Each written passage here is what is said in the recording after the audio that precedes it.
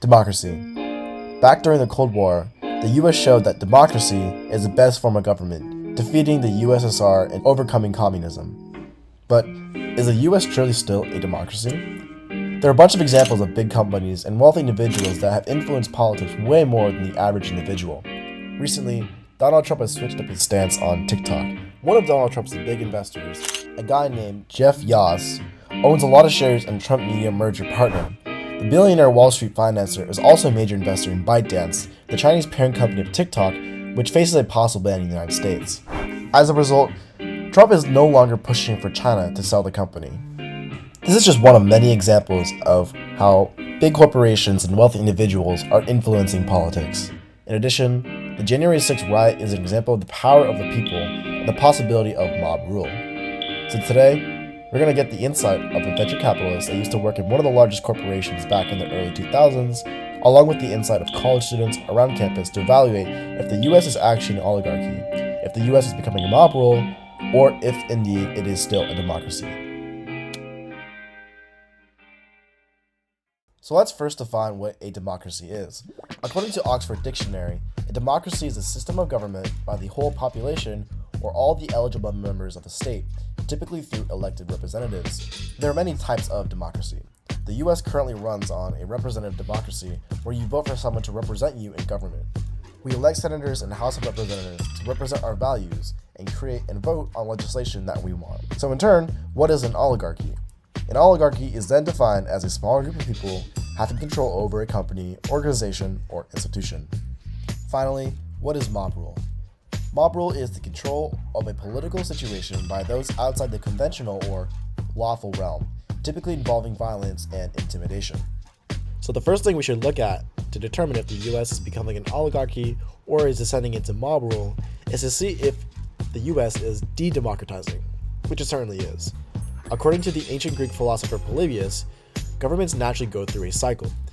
They typically start off as a monarchy, and through corruption and people becoming unhappy with the current government they live under, the style of government changes.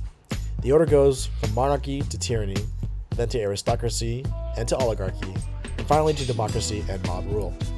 So logically speaking, shouldn't our government be going into a mob rule based on Polybius' cycle of governments?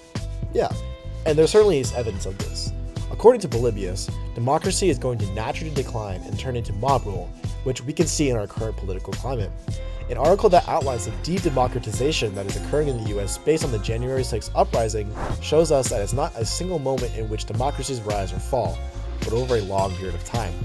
The US itself has gone through a gradual process of democratization, with the abolition movement, women's suffrage, and the civil rights movement highlighting a few key points where the US has gone through increased democratization. Recently, we've been going through the opposite. Some examples of the de-democratization that's occurring in the US is the Electoral College, gerrymandering, felons who've been restricted their right to vote, and other forms of preventing people from voting. The January 6th insurrections show the power that Trump has. According to this article, he's the embodiment of the disenchantment for the system and the elites that run the country for a lot of people.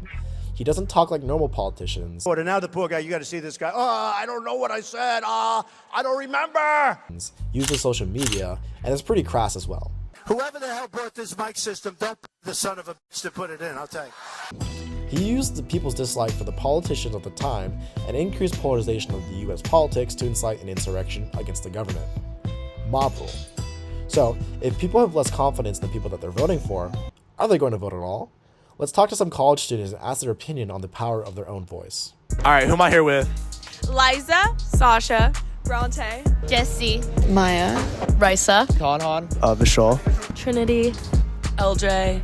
All right, for legal purposes, this video is being recorded and uploaded and used for my school project, and my professor's gonna see this. Is this okay? Yeah, that's fine. Yes, it is okay. sure. Yes. Yes. Yes. Yes. All right, so did you guys vote this year? No. No. I did not vote this year. I did not. I'm not registered. I did not. No. No. Why not? I don't know enough to really feel like I should be voting because I feel like I just don't know anything, and then I'm just like voting for whoever sounds the best. I'm not American. Oh. Well, I'm from Maryland, so it's like with the Electoral College, it doesn't really matter. I'd like vote in California. For sure. Yeah, I'm from North Carolina, so I forgot. Yeah, I forgot to. Are you planning on voting this year? Yes. Yes. I do not. No. Yes. Maybe. Maybe. Why not? I don't know if I get a chance to look at the candidates. Do you think that your vote would matter? Like, if you were an American citizen, you think your vote would matter? Honestly, no. Yeah, because I feel like I'm not the majority. Yes.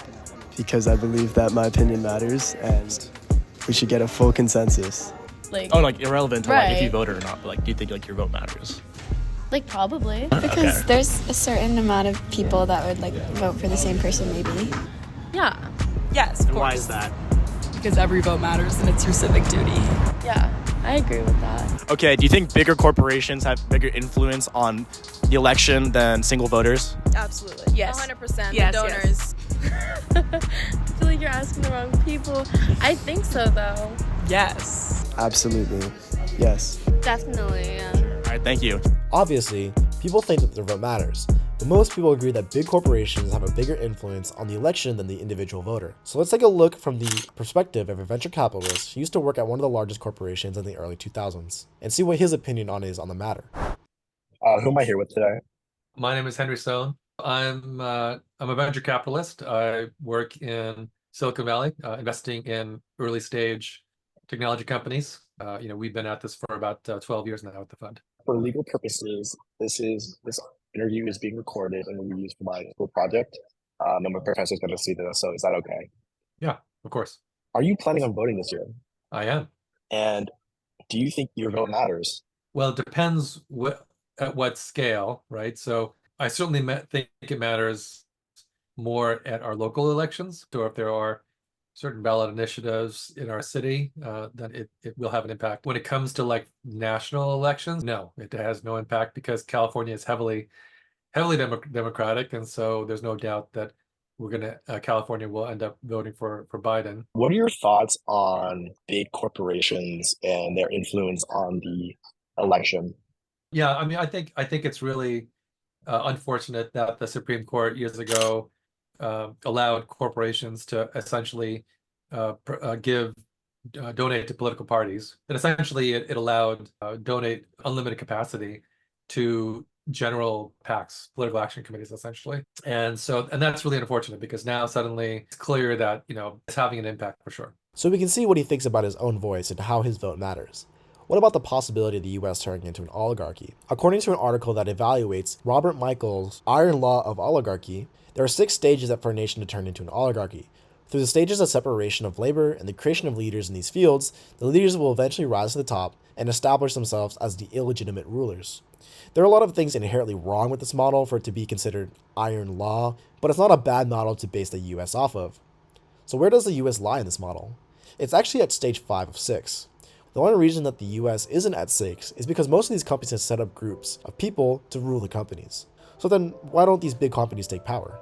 The power that corporations have generally is money. There are no executives at companies, generally speaking, that are going to be prepared to suddenly become go into governing.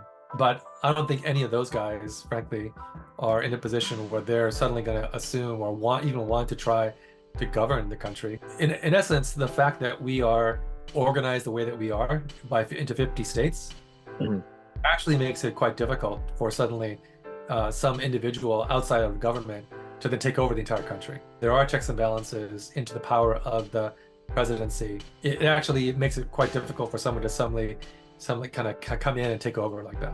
So it's evident that we're pretty safe from the US turning into an oligarchy. So what about mob rule? There is more of a chance that could happen today than like before Trump, right? Because I think the big question is going to be what happens at the end of the presidential election this November, right? If he loses, but then he refuses to accept that he lost, he could potentially claim that the election was fraudulent and that he was actually the rightful president. He could actually stir up his supporters to use violence, overturn the results of the election, or he could actually perhaps use intimidation of his followers to prevent or to dissuade voters to vote. Just like today, right now in college campuses, right, it's getting more and more violent as we speak. If Biden loses, then there might be people on the other side who claims that the election was not fair because there was intimidation and evidence of voters being scared from going to the polls. And then Biden supporters could claim that the election was fraudulent if Trump wins, and that they don't accept the results. Who knows? So I think, yeah, there are ways you could see that things like that could happen, and it could be very difficult in that case. So overall, the US is following Polybius' cycle of governments. As we get closer and closer to mob rule, we seem to be safe from large corporations taking power, and the US is still a democracy. Now that we've established it's possible for us to go into mob rule, the question is, can we stop this from happening? Can we figure out some way to come down from this polarization and some way to avoid this quote-unquote inevitable mob rule? Or is it doomed, and are we doomed to fall into Polybius' cycle of governments and lead to a moment of the US being ruled by mobs and crowds?